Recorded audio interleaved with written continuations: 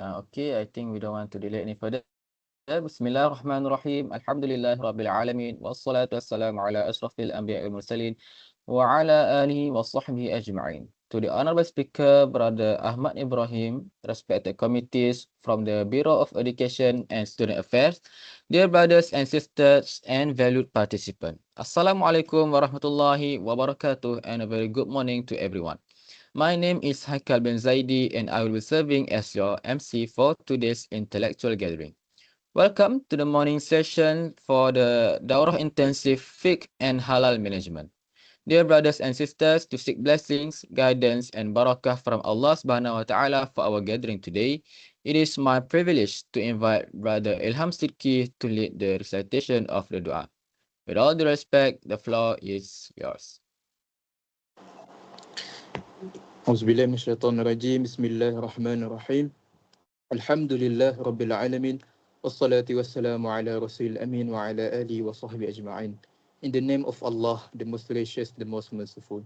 All praise is due to Allah, the Lord of the worlds. We send blessings and peace upon our beloved Prophet Muhammad sallallahu alaihi wasallam, his family, his companions, and those who follow his guidance until the day of judgment. O Allah, we gather here today for a program named Dawah Intensive to seek knowledge from your book and the sunnah of your messengers.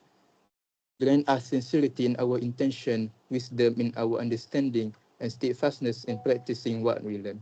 Make this gathering a source of guidance, mercy, and barakah for us all. Allahumma inna nas'aluka ilman nafi'a wa rizqan tayyiba wa amalan mutaqabbala. O Allah, we ask you for beneficial knowledge, good provision, and accepted deeds. O Allah, open our heart to your wisdom, remove any ignorance and doubt from our minds, and guide us to an action that please you. Allahumma ja'al fi qulubina nura, wa fi basarina nura, wa fi sam'ina nura, wa an yaminina nura, wa an yasarina nura, wa fawqana nura, wa tahtana nura, wa amamana nura, wa khalfana nura, وجعل لنا نورا. O Allah, place light in our heart, light in our sight, and light in our hearing. Place light in our right and our left, above us and below us, before us and behind us, and grant us light. O Allah, bless this gathering and make it one that's surrounded by your mercy, attended by your angels, and one that is mentioned in the highest heavens. Do not let us live except that we are forgiven and increase in goodness. اللهم اجعل جمعنا هذا جمعا مرحوما وتفرقنا من بعده تفرقا معصوما ولا تجعل اللهم فينا ولا معنا ولا من يتبعنا شقيا ولا مترودا ولا محروما. ربنا آتنا في الدنيا حسنة وفي الآخرة حسنة وقنا عذاب النار. وصلى الله على سيدنا محمد وعلى آله وصحبه وسلم والحمد لله رب العالمين. Amin, amin, ya Rabbal Alameen. Jazakallah khairan kathira to Brother Ilham for the beautiful and meaningful recitation. May Allah subhanahu wa ta'ala fill our hearts with light, insight, and comprehension today. Dear audiences, moving on to our main agenda today, which is the core session of this Daurah Intensive program. As our final examination draw nearer, education programs like this serve as an important platform to strengthen our understanding, identify key examination points, and improve our preparation strategies.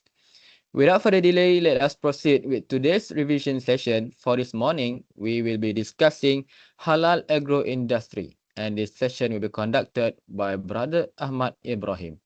We are honored to have him here with us today to guide us through the important concepts, examination techniques, and key areas that require special attention. Without further ado, please open your hearts and mind and join me in welcoming Brother Ahmad Ibrahim to begin the revision session. With great pleasure, the virtual floor is yours. Silakan, Brother. Thank you very much, Brother Haikal, for the floor. So, Alhamdulillah, my name is Ahmad Ibrahim. I'm currently a third-year student. We'll be sharing with you guys about the halal agro industry. But before that, I want to emphasize on one thing, which is our intention of learning this is not only for exam. Because I always remember my scholar said that if you only intend, maybe you learn, maybe you do notes only for your exam, what will happen is you will only remember the knowledge until exam. But after the exam, you will forget it. But we learn is for our manfaah, dunya and akhirah, right? So I want all of us now rectify our intention. We learn for Allah subhanahu wa ta'ala, and then for the being of the most beneficial person in the world, inshallah. Okay, so without further ado, let us start our daurah.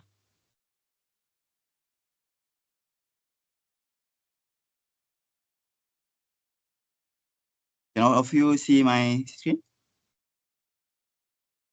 Yes, brother.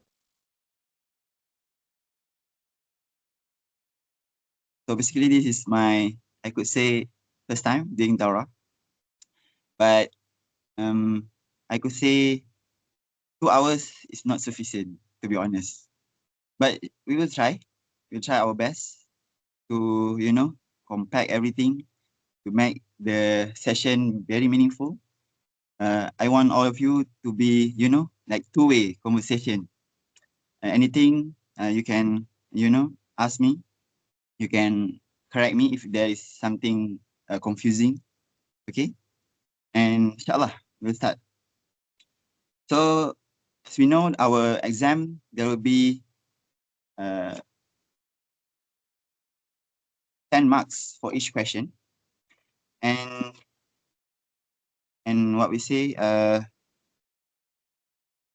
the doctor said each question have 10 marks. And there is A, B, and C. But usually when we want to answer this question, they are sometimes quite confusing, right? Or sometimes they are relatable. For example, question A, B, and C, they are like relatable in marks, in terms of marks. So make sure if that is the question, if the question is very relatable with each other, you guys need to make sure the A is already correct. Already, you know, yakin, you're confident that's the answer. And because it will affect the B and C.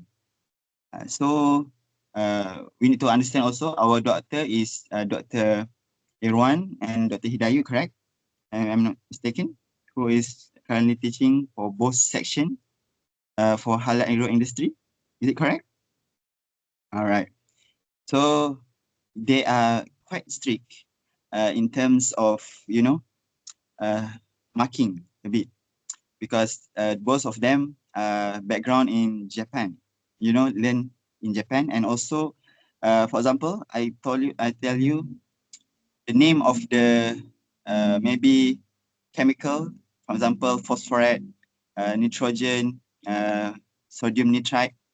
Make sure that you, for example, I would like to do what when I answering their question, in preparing to answer their question is, I will do like write it back, write the, you know, the confusing name another time, because if the spelling is wrong, for example, phosphorate, PHOSPHORATE, but you wrong misspell it, maybe PO or something else, you will get wrong. So make sure all the, you know, name, make sure you try to maybe write it back. Okay. So we start with the first spot, which is preservative. So as we know, many around us, many food around us are processed. Okay, but the unprocessed is still exists, but not as much as the processed food. So we need to understand first is food additive is the chemical we use in small amount that we add in our food. So food additive is used for many reasons. Okay, we will go after this. So this is all the pictures, maybe not so important. Okay, this code E represent the European Union. You guys need to remember. And then the code beside it is the additive, maybe colorant or maybe flavor. So we are almost impossible to remember all the additive, but at least what Dr. has shared, you guys remember, okay? And then, okay, these are the, purpose for each additive. Coloring to improve color, very simple. Maybe antioxidant to stop the oxidation, or we say fat and oil, when they are exposed to air, it will oxidize. So to prevent it from happening, we use these antioxidants. And to avoid, the rancid, or we call in Malay, tengik, bau tengik, like maybe fishy smell. To avoid it, we use antioxidant. And BHA is one of the chemical that is used. And then emulsifier to mix between water and oil. Or if not, it will, like separate. And then I could say all other is very straightforward. So okay, this each code E110, maybe you guys already have the test. If I'm mistaken, Dr. Irwan, right? So Dr. Irwan asked about this coding. So the question might ask in the exam, what are the code, or what are the preservative that we can use to, apply some of these products. So remember the code. And then food colorings. There are three main reasons. First, to make the color attractive. Second, to restore the original color. Maybe after some process, the color already lost. Next is for color consistency. Dr. Irwan always said that natural colorings, maybe we use, for example, blackcurrant for purple color, it's not consistent. It might, some darker, some lighter. So chemical or food dyes is more consistent. Okay, we go a bit fast. Is it okay for everyone, or is it too fast so far? Okay. Okay. And then why is food coloring is important? Because to cut costs, to make sure the attractiveness for the customer to buy. And the most used is synthetic colorings, or the chemical one. And the food colorings is under control by the government. So we cannot easily, create a color and then we use it without approval from the government. But how to know? For example, we have a food product and we want to know what color is it actually. So we use this technique called chromatography. Chromatography is where we put a paper and then there is a solvent, usually alcohol. And then what will happen is that you see the color is separate from the food product. Okay, now food flavoring. Why we use food flavoring? Three reasons also. To enhance, make it more flavorful. Restore the original color that lost during production. To add, maybe it already has taste, or maybe it's tasteless. You want to add some flavor. So you use food flavoring. Okay, and the highest use of the additives is flavoring, and it also have many class, and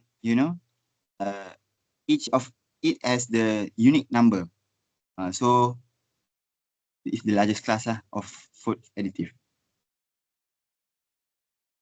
So the most used is synthetic ester in drinks, ice cream, sweet to have fruit taste. And then MSG or monosodium glutamate, it actually don't have a very like independent taste, but it has ability to bring out the taste from other sauce. So we call it flavor enhancer lah. Okay, and then preservatives. Okay, to preserve food, two main role: to kill the microbes, and then to make sure that the condition, maybe the food is already in sterile condition. You want to maintain it, so you use preservatives. Okay, three main types of microorganism: bacteria, mold, yeast, very simple. And then common methods. First is canning, where we cook it and then we make sure it already in sterile condition, and then we seal it. And then drying, the most objective is to take out all the water, because microbes could live with the source of water. And then freezing is not as like drying, because it's only slow down the maybe microbes activity, biochemicals change of microbes. So when the freeze food are being thawed outside, it are more we call exposed to the growth of microbes. Irradiation, it will be covered in other slides, but basically it want to kill the microbes from inside and out of the food. And then common use for preservative is salt, sugar, vinegar, sulfur dioxide, benzoic acid, and sodium nitrite. So benzoic acid, don't forget the I. Sulfur dioxide, don't change P with F, maybe. Okay, remember the name correctly lah. Common salt and sugar. Because salting and sugaring from long time ago already use this technique for preservation. Okay, so osmosis is okay. We will come back to it. There is a part of the slide that will talk a bit detail about it. So vinegar we use for onions, cucumber, and beetroot usually lah, and we call it pickling. The process name pickling. Okay, sulfur dioxide. The haram use is for wine and for maybe halal fruit juice, dried fruits also use sulfur dioxide. But it has side effects. Maybe we'll come to it after this. Benzoic acid, benzoic acid, it used also in fruit juice and drinks, and it used to stop the growth of bacteria and yeast. So benzoic acid, it mentioned about the microbes that it prevent from growing. But the sulfur dioxide, it does not mention here. Okay, sodium nitrite, usually used for ultra processed food, like as ham, bacon, sausage. So this process called curing. Okay, dehydration. Okay, this is the other, like function of preservative. First is dehydration. So dehydration is when we, just now osmosis, right? We use the osmotic process. What will happen during osmotic process? It actually have, for example, in a product, there is two parts, A and B. Okay, area A have more water, area B has less water. So when during this dehydration or osmosis process, the A will transfer the water to B, okay? So that the microbes in A will less functioning, because microbes will, like centered or concentrate in the most, moist area. So this is the dehydration technique. So we use salting and sugaring just now. Is the thing that make the water activity mobile, or what we call the water mobile, and decrease the water activity. So when we do salting, okay, and sugar, the sugar or salt will bind with the water, and then it make the water activity decrease. Or we said in terms of the, measurement is AW, right? So it will be decreased. So when it is decreased, the microbes cannot, sustain, cannot grow anymore. All right, then basically unfavorable medium, it has acidic, what we call acidic characteristic. So microbe does not like acidic. So we use vinegar. For example, vinegar is acidic, and also sulfur dioxide for the chemical. And then toxicity toward microbes. Okay, there are certain chemicals that could kill the microbes. For example, benzoic acid and sodium nitrite. And then antioxidant, okay, like we said just now, like BHA, BHT, to, reduce the reaction with the oxygen to prevent it from become rancid. So sulfur dioxide also we use for antioxidant. So alert that sulfur dioxide used for both unfavorable medium and also as antioxidant. Okay.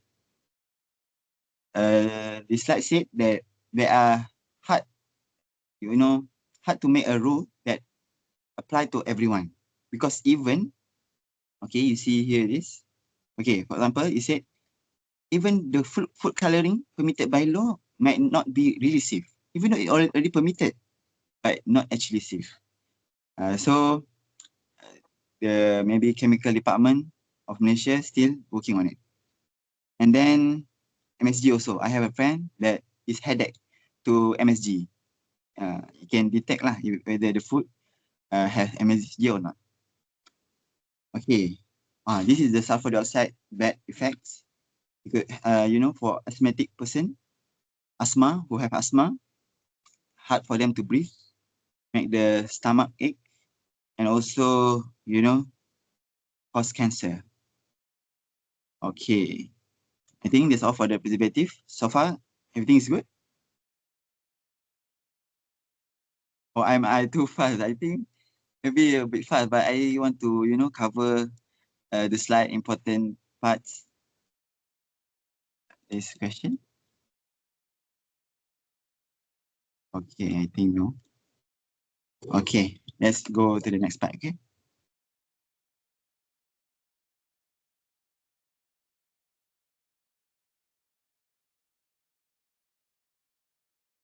So, okay, this is the technique. Because when we say about preservative, we need to know the method for preservation.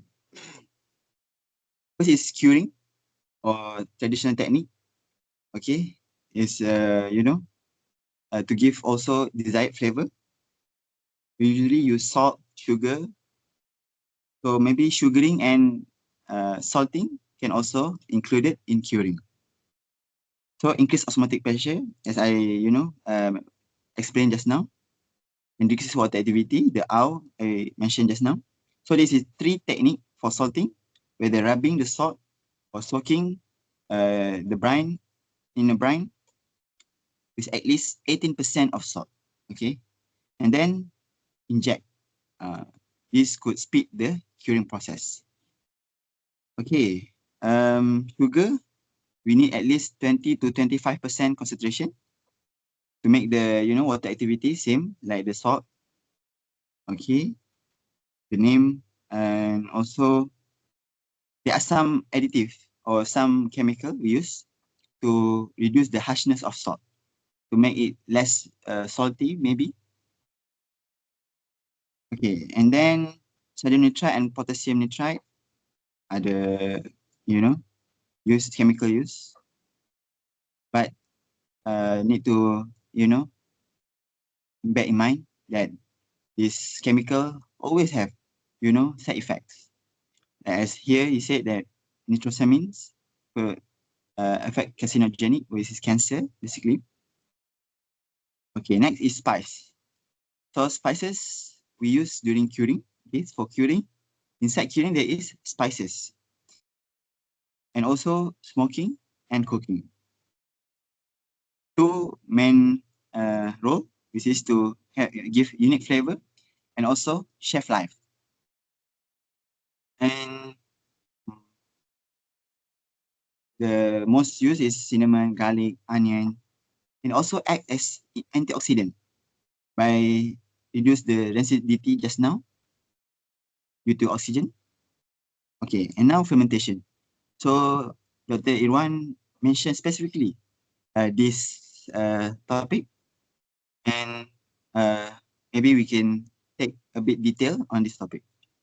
And also remind me, okay, at the end of this session, maybe I will share with you guys about the last year questions. All of you don't want the last year questions. Can I see?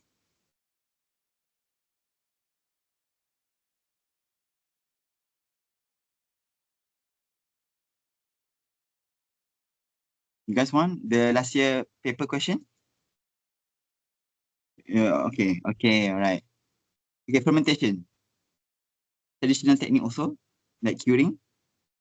Most simple, but inexpensive. We use it to enhance the flavor, the texture. For example, the most famous for fermenting is kimchi. Yeah, everyone know, right? Kimchi. So it use microbes, okay, and sugar, spice, salt to ferment. And for example, lactobacillus. Lactobacillus could make the lactic acid.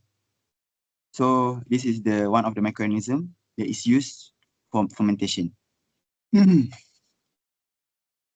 And then, okay, the temperature. Make sure it's between 15 Celsius to 25 Celsius for maybe several days or weeks. And then, okay, very simple. It's used for prevent pathogen growth and spoilage caused by microorganism. Oh, example of food, sausage, salami, pepperoni also fermented food. Preservatives agent, okay, synthetic, the chemical one, natural, and bio. We have three types of preservative method, or what we call ingredient used to preserve it. So synthetic, nitrates, sorbates, okay, low cost, strong antibacterial activity, but have negative effect on health. And then natural preservative, we use plant, animal, for example, I forgot the name of that. If I remember, I will say it back. And then microbial metabolites is the, the what we call things that produced by the microorganism. And then biopreservatives, we use microorganism. The difference between the natural and bio, okay, for example, this microbial metabolites, right? And bio, which is microorganism, it seems similar. But the difference is, in bio, it has antagonistic effect, where microorganism itself have the ability to fight or to prevent the pathogenic bacteria and produce bacteriocins. Okay. And then antimicrobial agent, okay, very simple, to inhibit microbe growth. Antioxidant agent, prevent oxidation. Okay, I said just now. Okay, I think okay, I think that's all for the fermentation. We go on to the pasteurization. Okay, pasteurization is thermal processing method where heat is used. So basically, when heat is used, it may, you know, affect the food, maybe the texture, the flavor. So the minimum achieved temperature for pasteurization is 70 Celsius. So at least 69 does not consider as pasteurization. And then usually there are many factors for the effectiveness of pasteurization, which is the time, the temperature, the phase of the microorganism. For example, spores. Okay, spores. They are hard to prevent already because it already, you know, grow almost the, you know, end phase of their growth, microorganism growth. So maybe pasteurization are not the effective way to destroy the microbe. Okay. Okay, so it stated here there is two temperature. First is 131 Fahrenheit, where it will kill all the pathogens slowly. And then 165 Fahrenheit will kill all of them instantly. Okay, the first 131 Fahrenheit is to kill the pathogen progressively, little by little. But the second one, kill almost immediately. Okay. And then radiation, where we use electronic or cold method, pasteurization, thermal method, different. And then one of the irradiation technique is ionizing radiation. So it does not use heat, does not use chemical. Okay, this is a part where it might complex, you know. The first step, it does not reduce nutrient levels, right? But after this, when you read a bit, they have, you know, can affect its nutritional quality and sensory properties. So we can conclude that, you know, there are certain level that scientists consider as effect or not effect. So maybe if it's very little, they consider it not affect the food lah. Okay, basically does not make the food radioactive. It's safe, is it here? And then it might, you know, alter the nutrition, vitamin, amino acid. Okay, so maybe for ionizing radiation, they use 3 types: gamma rays, electron beams, or X-rays. Okay, what does the radiation do? It disrupts the DNA and the components, cellular components of microbes. So when these are destroyed, they are unable to reproduce and die. And okay, so far there are 2 types of irradiation, direct and indirect. So basically, direct is to kill the cell's reproduction ability. Indirect is to damage the genetic material, the microbe itself. Okay.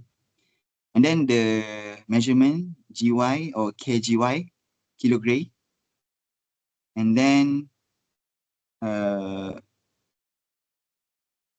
there are other, you know, method or use machine.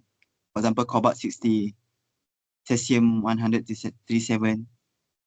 Okay. And then it's mentioned a bit detail about cobalt 60, where it's capable of penetrating deep into food. So even in the, deepest food, the radiation could reach.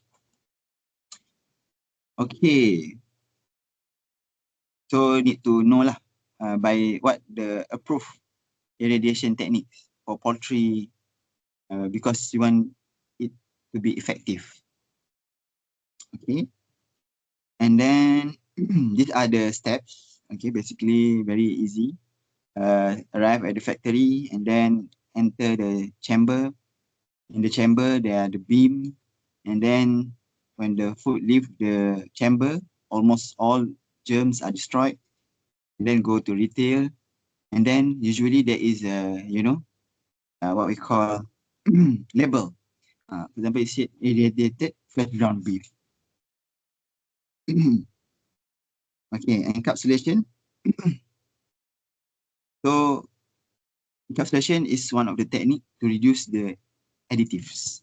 Okay, so it has active compound that could, replace the role of the additives. Okay. So what is happening during encapsulation? We apply nanoparticles to make sure that the characteristic, maybe color, flavor, nutrients, according to maybe the trends in markets or industrial requirements. And also the quality of meat also are being affected.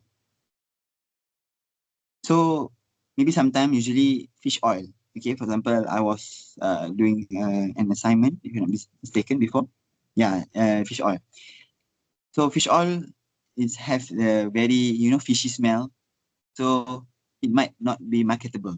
So they use encapsulation, okay, in capsule, right, to mask the unpleasant odors. Okay. Okay. These are the, coating, membrane shell, all the, reference for encapsulation. Okay. There are the certain measurement when we want to use encapsulation technique in food. For example, 100 and 500, and for between 100 and 500 nanometer. And okay, these are preferred because we want to avoid that this nanoparticle enter our bloodstream. Okay, and then it also help, maybe the food have positive effect, and we want to emphasize it or highlight the positive effect to make it more beneficial for the consumer.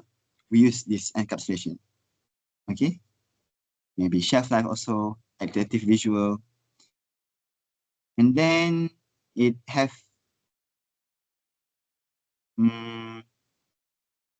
okay. You also replace synthetic antioxidant. Okay, where as we know, synthetic antioxidant have toxicological effects. And then essential oils, plant extracts, status. So all of these are GRAS, or what we call recognized as safe. Okay.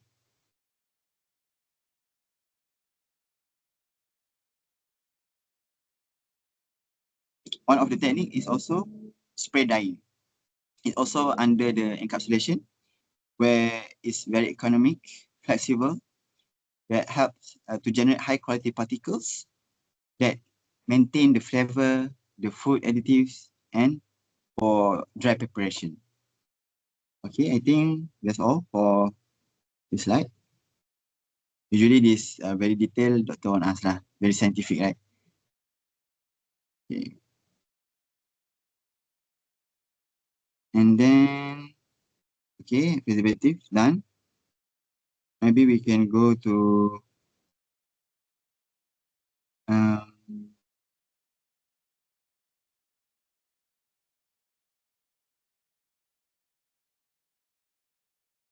okay. I think for this part, farm inputs, because doctor mentioned that one of the topic that will come out is food production. So basically we don't have, you know, a topic or slide that doctor mentioned specifically food production, but it has, you know, many under it. So animal feed, maybe just a fast pace.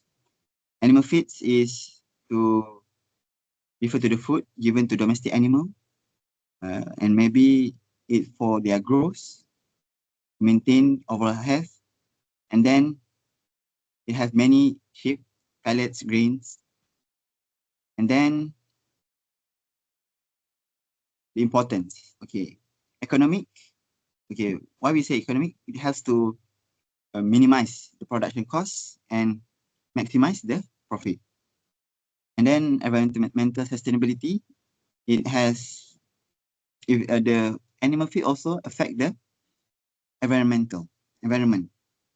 So, for example, when the food feeds is efficient, so the waste is also less, and the bio footprint also will be less. And then the food security, as we know, by giving the animal food, the animal can reproduce and make sure that we have the enough.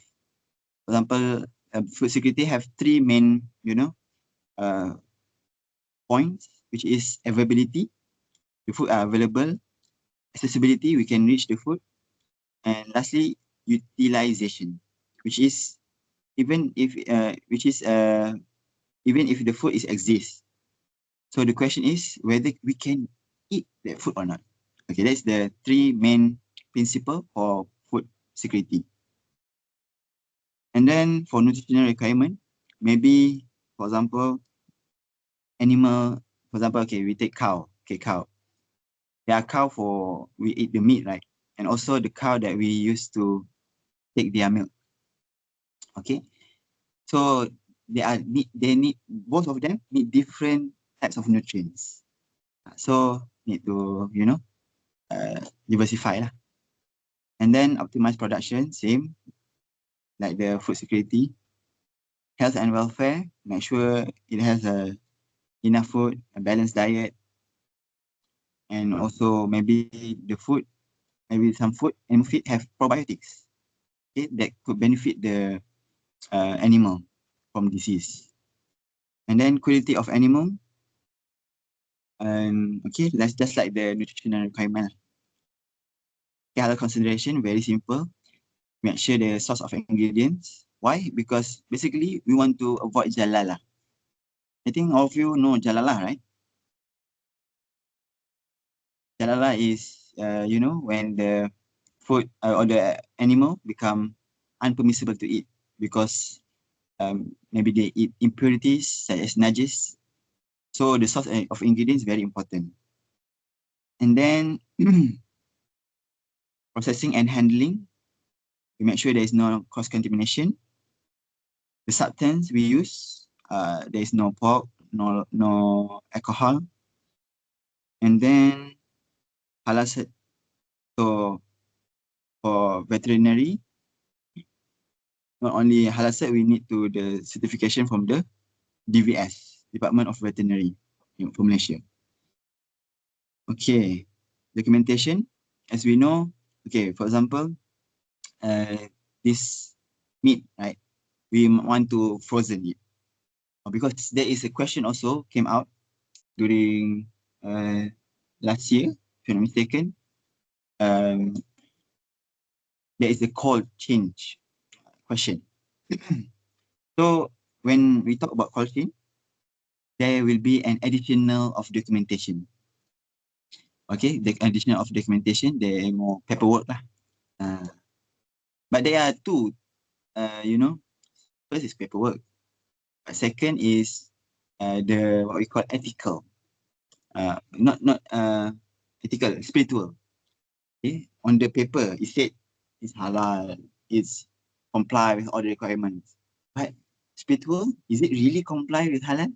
That's the question. when we talk about documentation. And then we need to continue monitoring it even after get the halal certification. Make sure there is no NCs or non-conformance. Okay, and usually, okay, there are 5 types of ingredients in animal feeds. First is grains. Okay, usually not HCP. Protein source, this is HCP, whether we take it from halal animal or not. Fat and oils, also HCP. Mineral and vitamins, not HCP. Additives, HCP. Okay, because additives, it has enzymes, right? So enzyme from what, where? For bovine, need to have halal certification. Okay, and then traceability. We thought traceability is when we are able to trace the animal from farm to fork. From we receive the raw material until consumer consume it. So when we have, for example, a company that has a very good traceability, it has the what we call, they are able to trace back the only batch. Okay, for example, there is NC or cross contamination happen. So they want to product recall. When we want to product recall, we want to cut cost as possible, because product recall is costly. So if they have a good traceability, they can only product recall the exact batch that is affected by NCR. Okay. I think that's all. And then fertilizer. Fertilizer is substance applied to soil or plants to provide plant growth. Okay. They are important for plant growth. And then not only for their growth, development, and also productivity. Okay, so there are three main components of fertilizer. As we know, first is micronutrients. We want it in large quantity, and usually we simplify it in NPK, which is nitrogen, phosphorus, and potassium. And then there are the second fertilizer, or what we call not second fertilizer, the nutrients in the fertilizer. First is macronutrients. Second is secondary nutrients, which is we need it in moderate amount. The macro, we need it in a large amount. But secondary nutrient, we need it in moderate amount. For example, calcium, magnesium, sulfur. And then there is the last one, the third one is micronutrients. Or we say it as, we want it as little as sufficient is enough. So, for example, iron, zinc, copper. So when we fertilize the plants, we want to replenish the essential nutrients in soil. Okay, and also to enhance the plant's fertility also. Okay, as we know, when we do plantation, we want to maximize the crops, right? But that does not mean we use unethical way. For example, okay, maybe I could say herbicide. So herbicide, it can help in crop productivity, but only in not long term. Okay, not long term, but maybe mid term or short term. Because, okay, for example, okay, when these crops or this plant receive the herbicides or the fertilizer, so it will, increase their tolerance. For example, okay, during the first time planting, they will only need small amount of herbicide, small amount of fertilizer. But as the time goes, they need more and more. So it's actually not really ethical or sustainable. As we know, because when we fertilize the plant or herbicide or, pesticide the plant, it will leave a residual in the plant that, you know, endanger us when we want to eat it. Okay. And then improving crop quality. We want, nutrients, sufficient nutrients. And then food security, same like what we call uh, the animal feed just now. And then economic to, generate what we call labor, okay, for people to have work for farm. For example, in rural area, they have farmer to work. And then there's 3 types of fertilizer. And first is organic fertilizer, where we use natural sources such as compost, organic matter, and also, for example, bone meal, fish emulsion. But is it ethical or is it halal? That be a question lah. And then mineral fertilizer, we use ammonium nitrate, urea, potassium chloride, superphosphate. So these are the most used in the agriculture industry. And then biofertilizer, where we use microorganisms, bacteria, fungi. Because as we know, bacteria, fungi is also important in the, make sure the health of the soil. Okay. Okay, halal compliance. Make sure the source are halal, very simple. Okay, this is the environmental consideration. Usually this question came out because, SDG topics. And then, for example, nutrient runoff and water pollution. So when we put fertilizer and the fertilizer absorbed in the soil, and when the soil run off to the, water, to the lake, it will, cause algal blooms or what we call water pollution. And this could affect, maybe we use the water, people at the area use the water to make ablution, to what we call use it for water source. So it has bad effects for them. And then soil degradation, because some of the fertilizer, they have, like what we call as degradation basically, degradation road. It will, make the soil less and lesser. So when we use many fertilizer and the soil become degraded, then the soil we cannot use again. Okay. And then greenhouse gas emission. When we want to, for example, use the fertilizer, there will be harmful like nitrous oxide or N2O will be, sent to the air atmosphere. So maybe it could cause global warming, climate change, and then biodiversity loss and habitat destruction.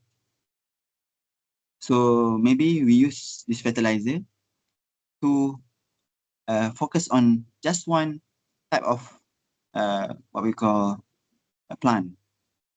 So the other, because for example, for business entrepreneurs, and they will, think about profit. So when they focus, okay, what plant should I use to make sure I could maximize profit? So they use this fertilizer to maximize the crops, and then we will see many plants in the market are the one that they want or they desire to sell. So it what we call lessen the diversity lah. Okay. Okay. And then health consideration, as we said just now, it can affect respiratory irritation, skin irritation, in the stomach also, gastrointestinal disturbance. Okay, and then water pollution, same just like now. And then antibiotic resistant. Oh, so we will come to it after this, inshallah. Okay, health consideration. Okay, so what is the difference between, the human health or human exposure and occupational health or occupational safety? So basically, this occupational health, we focus on the workers. Okay, for workers, they might need to use PPE, proper handling practice. But for the human health, it's more what we call general. Everyone could be affected by the negative effect of the fertilizer. Okay, I think that's all for this slide. So far, is everything okay? I don't want to, feel like I enjoy with myself, but you guys don't understand anything. Okay. So, okay, next is, I could say,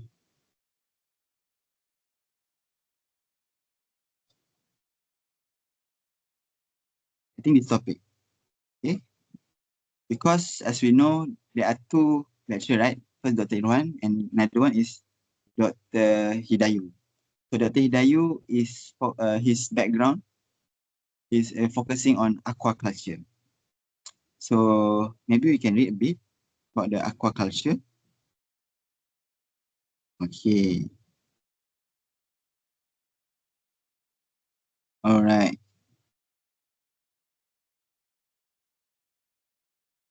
So aquaculture involves farming, breeding, cultivating of aquatic organisms in controlled environment. Okay, for example, we have ponds, like a dedicated pond, tanks, cage, restways. Okay, all of this to culture the aqua, or we call animal under the water. And then it contributes a lot in our economy. Okay, for example, it's stated here 14.88 billion during 2021. So it has a very important role for economic sector in Malaysia. And it generates job creation, also contribute to food security. Okay. Okay, this is the some types of fish in Malaysia. Tilapia, red tilapia, catfish, riverine catfish. Okay. And then, okay, we also export it to international. Okay, for example, Asian countries, Middle East, Europe, and North America. So it really contributes a lot lah for the economy. So, as I remembered, let me check. There is a question that came out from the last year about aquaculture, where okay, yeah, it asks about the aquaculture, maybe the application of aquaculture, how to preserve the aquaculture, and what is it related to antibiotics. And for example, we also use antibiotics in aquaculture. Okay, so for short term it's okay, but for long term it has bad effects. As we know, the what we call the animal or the fish, it will not only the fish but the microorganism, we develop the antibiotic resistance. So when the antibiotic resistance happen, we need maybe, increase the use of antibiotics. And antibiotics also have side effect, right? And that's why when they want to sell the fish, it is advised for the fish that use antibiotics to, we say, have an interval. For example, a period of time before selling the fish is not using antibiotics. To make sure that the antibiotics in the fish is already replenished, not replenished, already finished. Okay, there is no residual anymore. Okay.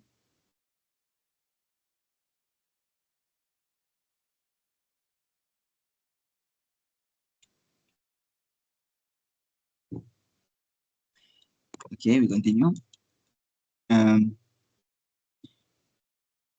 So in the aquaculture sector, Malaysia use a lot of advancement. For example, RAS, aquaculture system, where it has the filter, filter to make sure that, because as we said just now, the aquaculture is in a, isolated area. So when isolated, the water is not, mengalir or drain, have a efficient flow. So the water might become dirty. So this technology, recirculating aquaculture system, it will help to clean the water. And then biofloc technology, it use microorganism like fungi. It will put in under the water, and then it will serve as a supplement for the fish. Even the fish have supplement. And then automated feeding system, where to make sure that the fish have enough food. And this to enhance the productivity, the environmental impact. Okay. So Malaysia government have incentive for this sector. Maybe they provide some grants. They also do R&D. And I could say, for example, Department of Fishery Malaysia and Ministry of Agriculture and Food Industry, they implement policies, regulation to make sure that the sustainable, that the aquaculture sector is sustainable and comply with the general standard. Okay, the current status. Okay, the current status, the standard lah, basically. More focus on the hygiene, product quality, and food safety to make sure the integrity of the aquaculture food products. Maybe the food, the fish is halal, but is it thayyiban? So this is the integrity that they want to preserve also. And then, okay, there is the demand, usually from the Muslim majority countries. And then, okay, when doing aquaculture, need to make sure the farming is responsible, okay? Or what we call, consider the welfare of the animal or the other people, okay? And then water management, waste reduction, ecosystem conservation. Okay, so far, I think, okay, the challenges. Okay, so the challenges, first challenges is the disease outbreak, where bacteria, parasite could spread rapidly because it is stocked and densely stocked environment. So it can affect the, profit. If the fish die or have disease, okay, people won't buy it. And then environmental sustainability, make sure the nutrients are not same like the fertilizer. And then regulatory compliance, make sure adhere to the what we call standards, the legal, because we don't want what we say any summons or any consequences from the authority. And then water quality management, pollution, eutrophication. Eutrophication is when the nutrient is overload. Algal blooms, okay, the algal is too much, it will make the water dirty. And then feed sustainability. Okay, so when we use white caught fish to feed the animal inside the aquaculture environment, there could be over farming, and then it will, not sustainable for the environment and lessen the biodiversity of the fish. Okay, crop sector.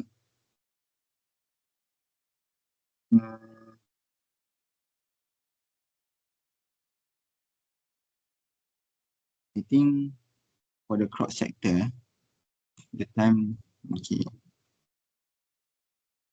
Maybe it just a fast pace.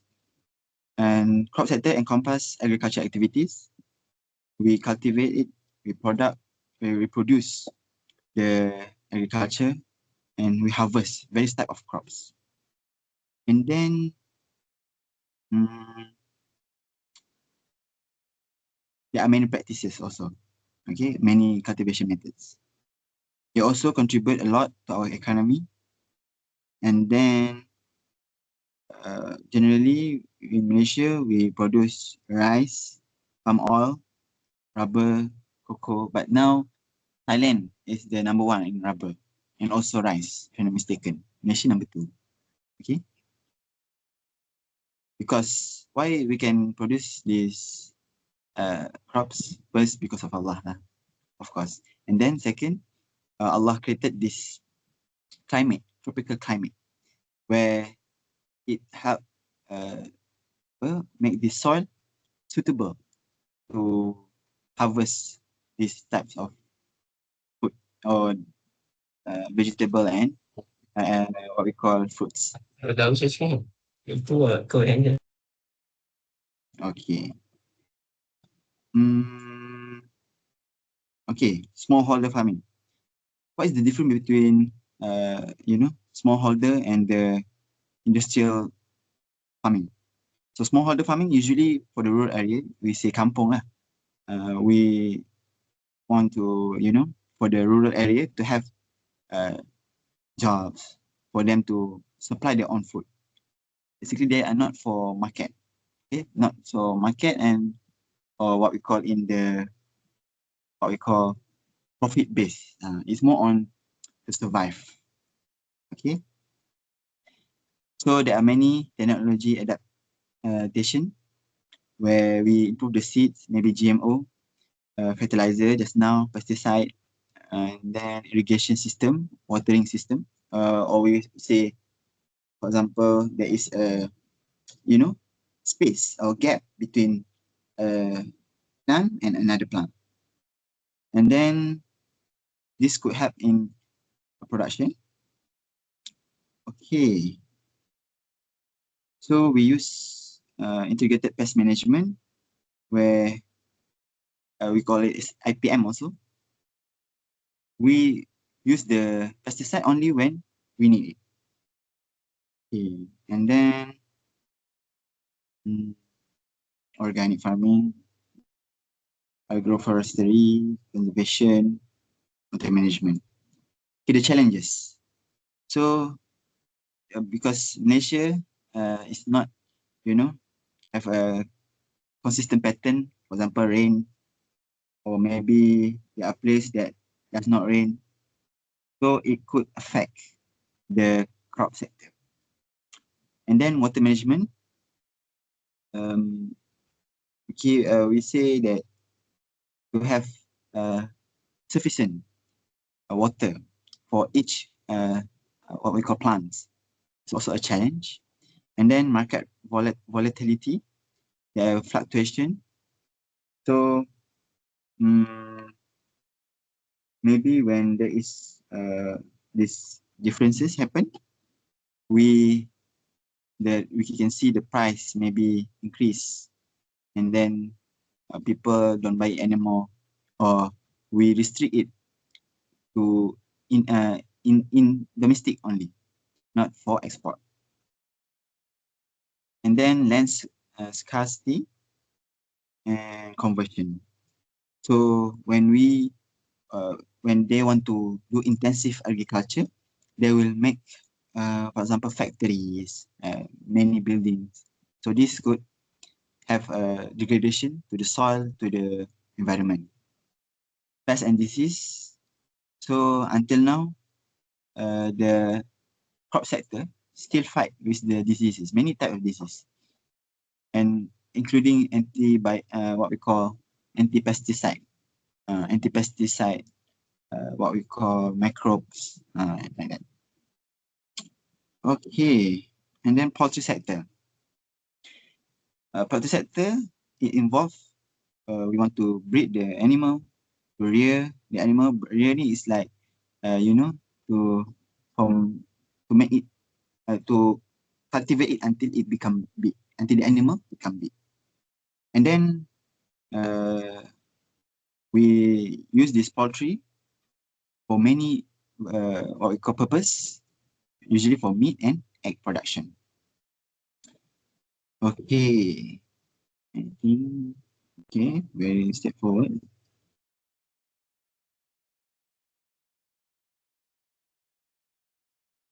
So there is a 3 market segment for poultry. First is meat, egg, and lastly, value-added products. So meat production, where we raise the chicken, broiler chickens, specifically for their meat. Okay, and then for the egg, value-added for the, what we call ultra-processed food, such as sausage, nugget, and burgers. Okay, where we have more flavorful, but the healthy might concerns. Okay, and then trading competency. So we export a lot. Okay, for example, into Singapore, 97% of total poultry export Malaysia goes to Singapore. And then, okay, this is the what we call integrated poultry, how they process the poultry. Okay, maybe, okay, this one is more simple. We can, understand from breeding, hatchery, rearing, until received to the consumer. And then environmental effect, okay, just like the just now, but maybe more focus on, I could say, air pollution. Okay, because when a poultry house or slaughtering house, they could, from their feces or their impurities or najis, could create ammonia. Okay, and then this could pollute the air. All right. Okay, there is different meat product and dairy product. So, in meat product, it involves butchering, deboning, packaging, and preservating. For dairy product, pasteurization, the preservative method just now, you guys remember, we use the thermal method. Homogenization and fermentation. So, this halal meat and dairy sector, very simple, make sure it comply with halal. And then, okay, basically the source of the milk, and also the source of the milk is from the halal. But for the meat, it must from halal slaughterer. Don't know if the time sufficient for us to cover the slaughtering method. Okay, and then, okay, very simple. Okay, this is not meat, this is dairy. Okay, I think that's all for the, what we call, agro industry. Or maybe for the primary production, we use it to, crop farming, animal husbandry to breed the animal, fisheries and forestry. So this is the main production of the agriculture. And then we process it and distribute it to retail or maybe other third party. And then R&D, we want to make sure that the agriculture practice comply with the sustainable, what we call, developed by the United Nations, which is SDG. And then policy comply. I think that's all for this part. Mainly we produce oil palm. And then maybe you can just read about the GDP. Either it is, good, or maybe the GDP trend. What is the trend for Malaysian GDP in terms of agriculture? So because sometimes it might go out in the exam. Okay. The challenge is self-sufficiency, where we want to have our own food produced by us. So we don't want to rely on outside source, because as we know, when we rely too much on import, it will affect our food security. For example, if that country is having a war, it might not able to export their products. Okay. And then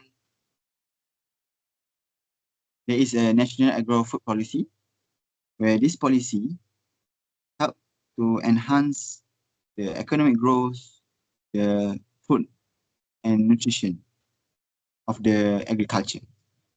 So they have two main aspects.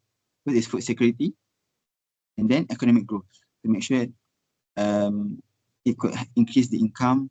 It could help us, for example, those who have not yet have, jobs. And then I remember the doctor said this is not really accurate about the rice. Okay, 52% here, right? But can be studied more. Okay, I think, okay, so when halal agro industry, we just add, for example, the agro industry just now, we say the process, the, producing, distributing, trading, exporting, we just add halal in front of the definition. Okay, and then I think that's all for that. Okay, I want to focus on the cold chain, because the cold chain came out during the last year paper. Okay, and then, okay, cold chain management. So when we talk about cold chain, usually come to our mind is frozen food. So the frozen food need a temperature controlled supply chain. During producing a product, we already have a supply chain. But if that product need a temperature control, we need to add another supply chain. So to make sure, for example, during transporting the product, before, after, the product is not being left out or being in unsuitable temperature. If not, the microbe can grow, the food can spoil, and it would cause a lot of the what we call loss. And then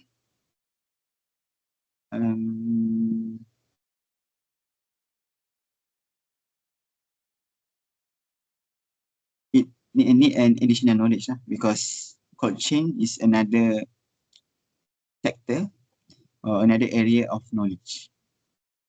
So the most important requirement for cold chain is logistic. It cannot be left unintended. Specialized equipment refers, which mean refrigerated container. It has the equipment that will suit the product. And then refrigerator, public health risk.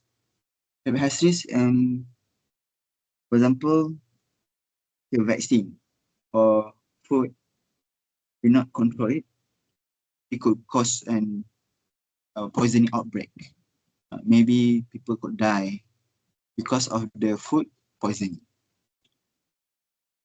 Okay, and then documentation. We need an extra paperwork because for non-frozen food, we already have paperwork. For the cold supply chain, we need an additional paperwork. Okay, and it is quite complicated because especially when we want to export this frozen food outside of the country, how we want to ensure? Maybe using the ship, if the ship has the suitable temperature, who want to monitor it? Okay, and then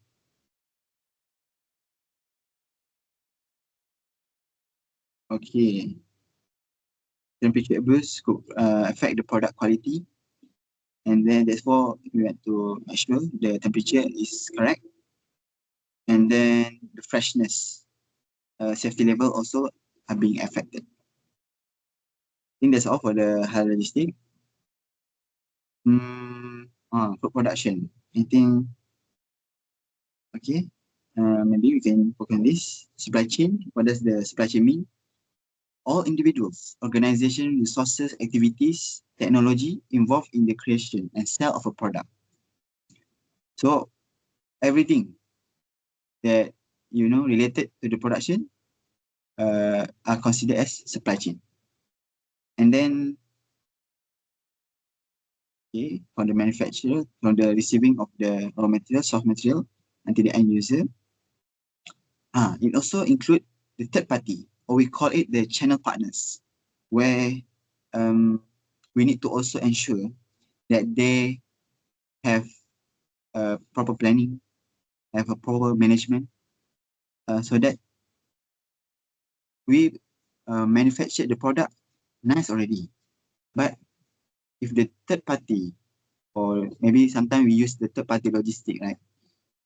If the third party does not comply with the halal requirement, so the consumer will receive a contaminated product. So there is a inbound and outbound. I think it's very straightforward. Inbound, which means when the supplies enter the factory, and then outbound is going out from the factory. So these are two processes that are being, looping more and more.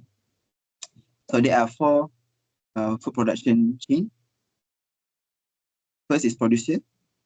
So they are the one who maybe breed the animal, okay, from egg until it becomes chicken, and then manufacturers. Manufacturer is where for example, raw material, turn it into what we call sellable in frozen chicken, for example. Okay, and then food handlers, the one who maybe process more to eat. For example, they cook the chicken, and the consumer, the one who consume the food. Okay, so basically there is import more than domestic, and then logistic management, how we want to ensure that the flow and storage of goods are effective. So because logistic could add the value, when we can deliver it at the right time, at the right place, at the right condition, it will make the consumer satisfied. And then make the firms or the company more competitive, maybe up to global market. That is the 4 principles in halal supply chain. First is integrity, make sure it's halal from start to finish. Segregation, there are dedicated area for each halal. And then traceability, we have a good tracking, maybe use RFID or unique QR code. And then transparency, the visibility. How, for example, Amazon, they have a good visibility. When the product enter their factory, they will know where is the location of the product. Is it so that the product are not stagnant? So this is the usual problem during nowadays in the factory, because the product sometimes are being left out unintended. Okay. So basically, halal supply chain, our main objective to provide confidence and satisfaction to the Muslim consumer all around the world. And then warehousing, very simple to store the product. And two types of warehouse. First is production warehouse and distribution warehouse. And then transportation, where you want to is involve the movement of cargo or container of goods from one place to another place, using many types of specified, maybe lorry, maybe van. Okay, I think that's all for the halal supply chain. Okay, I think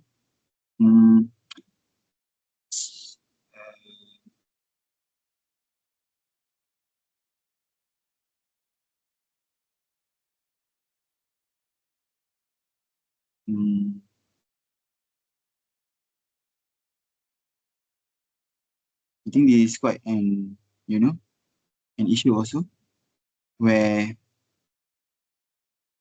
the supply chain has a very complex process. So there is no country have applied any way to trace halalness from A to Z. So when we audit, we only audit the final products and the documents. The final product sometimes does not, represent the source or maybe processing aids that be used during the production. So it's very complex. And then I remember the doctor said there is a PhD student who make their PhD in supply chain, halal supply chain. And then technological gaps where we are unable to trace the product, maybe because we want to implement RFID or barcodes. Maybe it takes a bit of cost, or maybe a bit of detail handling. And then food fraud, mislabeling. Okay. And also when we talk about the supply chain, for each each component of the food, it has different technology for their verification. So it might be very costly. So many SMEs struggle with it. They think they struggle, they think it's very non-profitable. Okay. And then we talk about the culture meat. Culture meat is, we call use genuine animal meat that is produced by cultivating, or we grow the animal cell through stem cell and tissue culture. So we culture the stem cell and the tissue to make the cultured meat. So, for example, okay, we can take the stem cell and tissue from animal, okay, from animal, or what we call as biopsy. Okay, usually using biopsy, but the biopsy is quite unethical and also high in cost. All right, and then the need of cultured meat. For us, I think, okay, to be honest, in my opinion, cultured meat is not very neat lah. Because you know, when we want to produce a cultured meat, it's very high in cost, and then Allah SWT has created food enough for us. Why we don't need to worry, okay? But then that does not mean that we neglect the food security and everything. So instead here, reason first is we want to produce meat outside, develop outside the design meat. For example, we want to for example, we want specific nutrient in this meat, so we use cultured meat. And then you say it have less impact on the environment, and then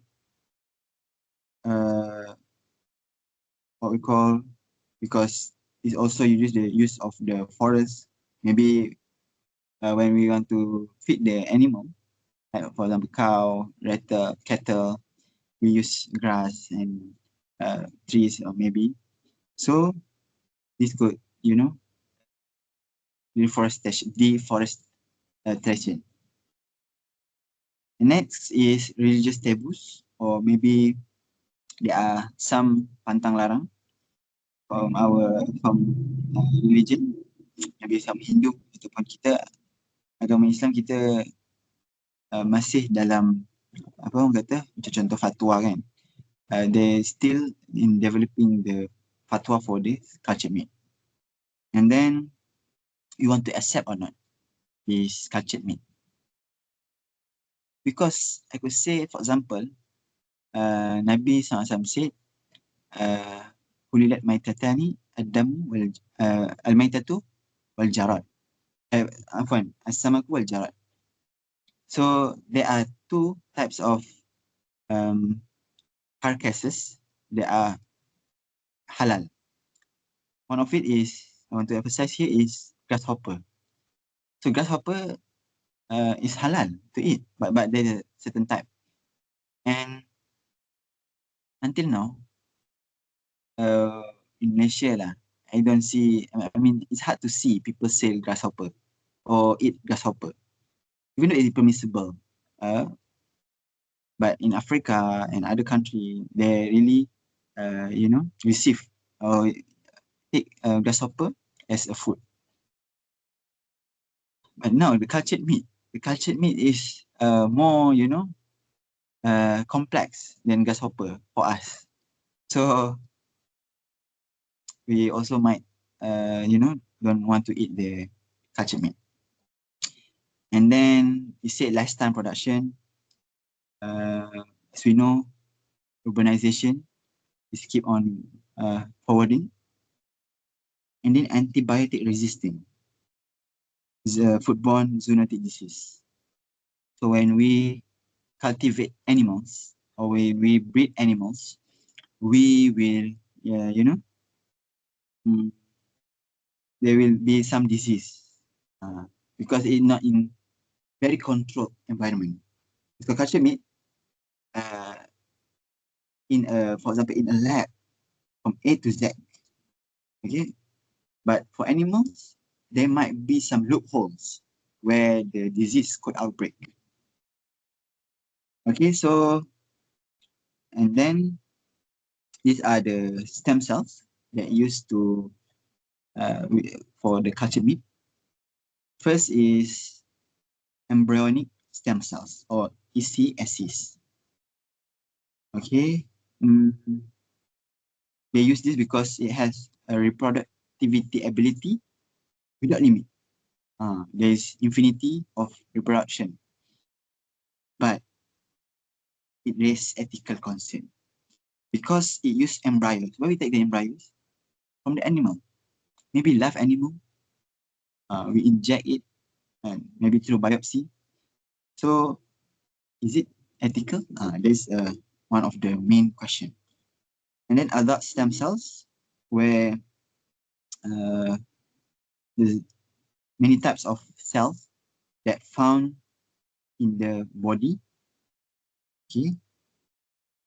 And then, okay, it could have a ability to turn into specialized cell types. Okay, so for example, they want muscle, or they want the brain. Okay, so for example, under the adult stem cell is myosatellite cells, where also like the embryonic, it can renew itself, proliferate, which means reproduction, whatever we call productivity, produce, and then it can only turn into muscle cells. And it can be a lot, up to 50 doublings or clone. And usually requires biopsy. Okay, and then cell culture medium for stem cell. So this is the most critical part, because the culture medium, we use, for example, amino acid or enzyme for the,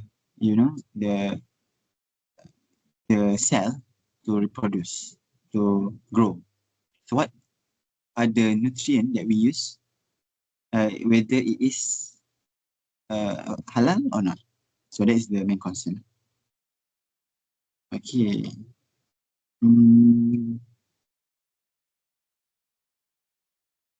Biomaterial or scaffolding.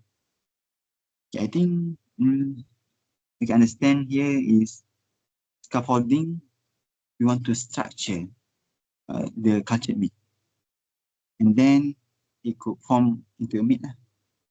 Okay, so for example, here is the process. First, we harvest to biopsy from the live animal, and then we choose host, which cell from the host we want, and then scaffolding, we want to structure it, become cultured meat, and then we put it in bioreactor to make sure the continuity cell culture, and then lab cultured meat, already finished, we have the finished product. So there are three techniques when we talk about cultured meat production. First is scaffolding based, and second, scaffold based, we structure it, then self-organizing, and then 3D printing. Okay. Whether it permissible to eat the cultured meat or not, it depends. The source of the animal cells being used, is it slaughtered animal? Second, the medium, nutrient use. And then the third one, the material used in proliferation.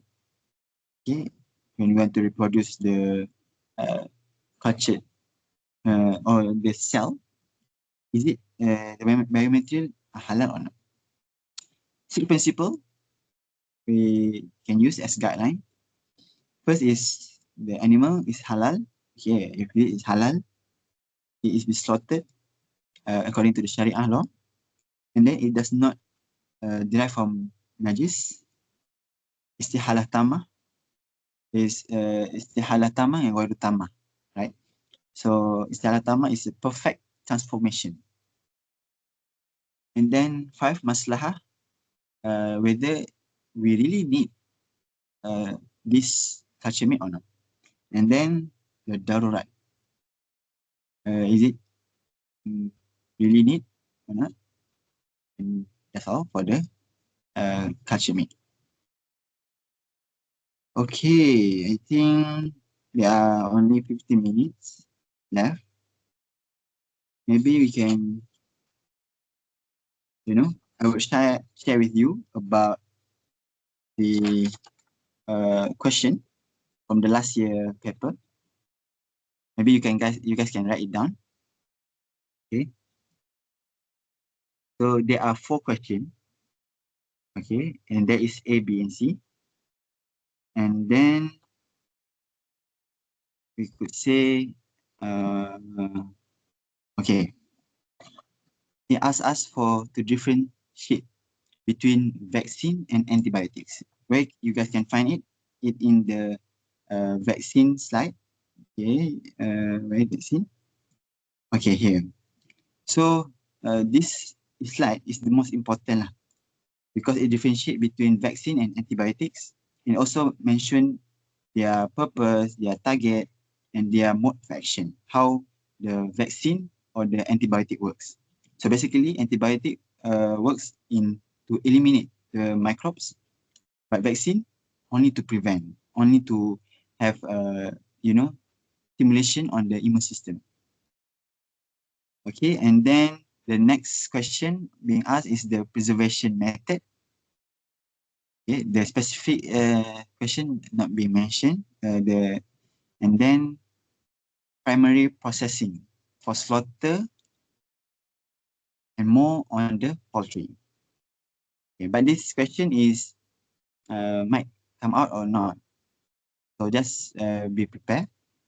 And then for this last question, primary processing for slaughter, the paper asks us to make a flow chart or process flow, and then explain each of the step. Okay, and then that's all what is being remembered as in the agriculture exam. Okay, I think that's all. I think we open to, I maybe pass to Brother Haikal. Okay, thank you very much, Brother Ibrahim, for the comprehensive and highly intellectual sharing. May Allah reward you immensely for sharing this beneficial knowledge with us. Now, dear participant, we have now arrived at our Q&A session. Since this is an online platform, you can participate in 2 ways. First, you can either raise your hand by using the raise hand feature, and you can also just type in the question in the chat box, and I will read them out on your behalf. So let us open the floor for any question. Are there any question from the participant? You can just raise your hand if you want, or you can also type it down in the chat box.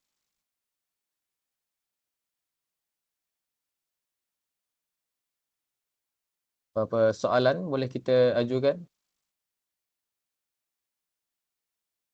I have question for Brother Ibrahim. Yes. Does like Bahim exam, does they ask question like general definition, or they usually like ask for specific type, like what is the definition of this part or this part, or question like tersirat maybe, like we have to think carefully to answer the question. Dia tak Thank direct. you. Brother apa nama? Arif. Brother Arif. Okay, so it depends on the lecturer basically, but usually definition jarang sangat keluar, very rare to come out on the exam. So basically if they ask, they will ask maybe specific part, and then explain. Maybe they have what we call pembahagian from that part. And also usually the question is application. It not step forward. Usually it's application based question.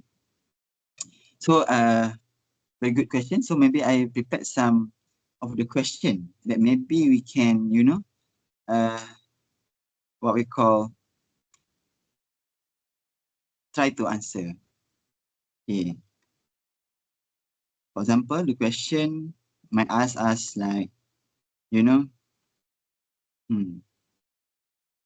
okay, a farmer wants to raise cattle or halal beef. What step must they take regarding animal feed?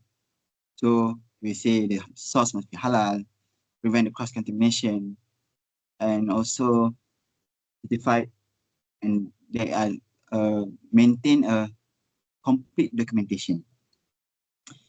Ni pun yang ni pun boleh juga tanya.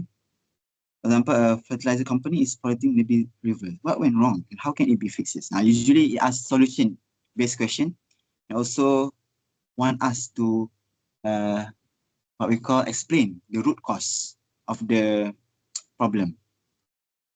Okay, maybe just now water runoff, soil degradation. Okay, and then what is traceability important? But it use maybe different word than important. Maybe use why we need macam tu. Is that answering the question? Yes. Thank you very much. But I have another question. Okay. So in Bahim exam in general, like do we require to answer in essay, or we can just answer it in bullet point, maybe in point like that? It depends, because when the question said discuss, it means that we need to answer it in a essay, short essay. Yeah, maybe 5 or maybe 4 lines is enough if there are all the points there. Yeah, like that. Okay, but if it say what we call state ke, mention ke, usually we use bullet point, and it depends on the marks also. If we say A1 3 and then the mark also 3, that means we just straightforward, just say the bullet points. Okay.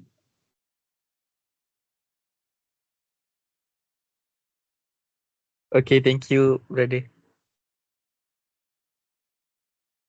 Any other question from the participant? We open for another question before we end our session today. If there are any question, you can feel free to type it in the chat box, or you can just directly unmute your mic.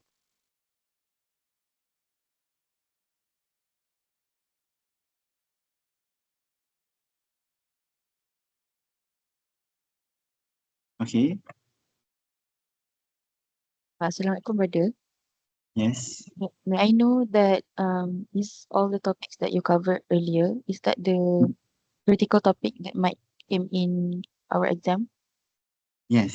Yeah, it might come out. And Dr. said, if I'm not mistaken, there are the processing, the food production, and what we call preservatives. So processing, maybe I didn't cover much, but you guys can read this what we call this technique, because Dr. Irwan really did master or PhD in this area, so it might come out also. Okay, we understand this HPP, with the importance, and also the measurement 300, 600 usually be used for food, and then how it works. Okay, and the factor to ensure that the HPP is effective. Basically the things lah, maksudnya apa yang menyebabkan dia tu berkesan, tak berkesan. And then that's all lah for the, I think the HPP ni might keluar juga. Great, thank you.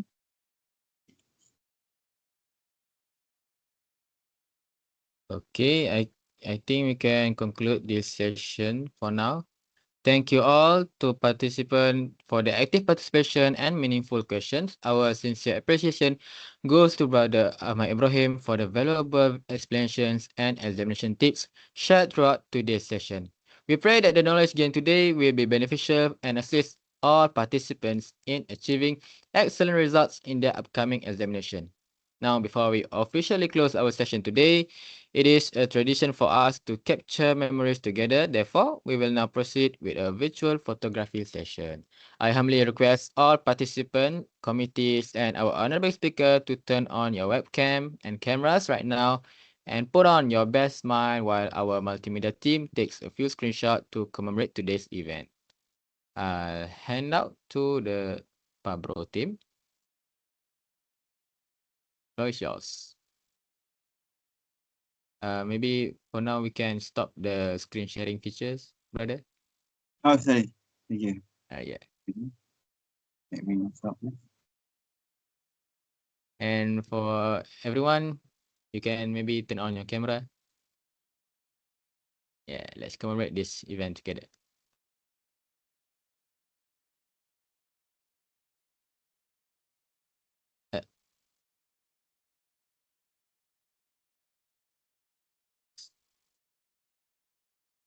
Super Pablo. Maybe you can stop presenting first, then we, yeah.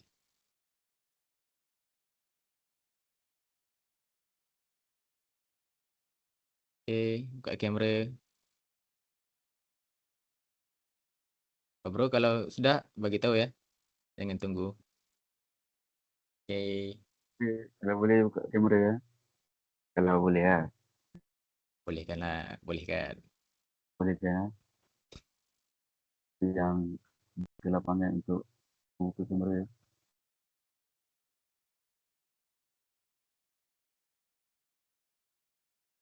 Buat je apa-apa.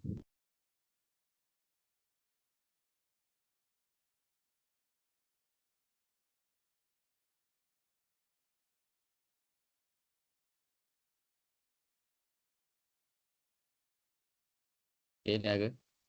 Senyap ni Pablo. Lagi.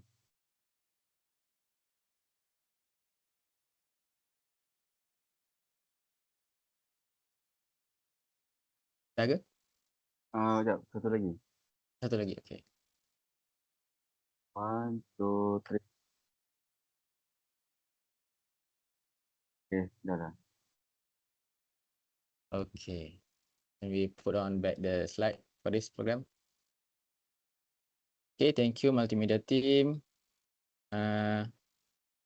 Before we finish, a gentle reminder to all participants to please scan the feedback and evaluation QR code displayed on the screen or click the link provided by the communities in the chat box. Your feedback is highly appreciated for our future program improvement and for your attendance record. Thank you. Brother? Oh, untuk jawab soalan satu Maybe ke? I want to... Ada soalan? Tak, bukan. Yeah. Ni just want to, say that anything that I share, okay, it's not, maybe it's really, what we call, might go out in the exam. So it might go out, but might not go out also. And I sincerely ask apology for any shortcomings from my side. Yang baik pada Allah, yang buruk daripada saya sendiri, insyaAllah. Inshallah, thank you, brother. Once again, on behalf of the organizing committees, we would like to express our deepest gratitude to our honorable speaker, Brother Ahmad Ibrahim, for sharing valuable knowledge and wisdom. We also extend our appreciation to the Bureau of EDSA, and special thanks to all participants for your commitment, for gracing this virtual platform with your presence and active participation. May Allah subhanahu wa ta'ala bless our effort, grant us beneficial knowledge, and ease our preparation for the upcoming final exam. We sincerely apologize for any technical shortcomings or deficiencies throughout the session. And last but not least, let us end our session today with the recitation of Tasbih Kafarah and Surah Al-Asr. Subhanakallahumma wa bihamdika asyhadu an la ilaha illa anta أستغفرك وأتوب إليك. بسم الله الرحمن الرحيم. والعصر إن الإنسان لفي خسر إلا الذين آمنوا وعملوا الصالحات وتواصوا بالحق وتواصوا بالصبر. Thank you very much, and once again, wabillahi taufiq wa hidayah. Assalamualaikum warahmatullahi wabarakatuh. Thank you all for participating, and you may now leave the meeting room. Thank you.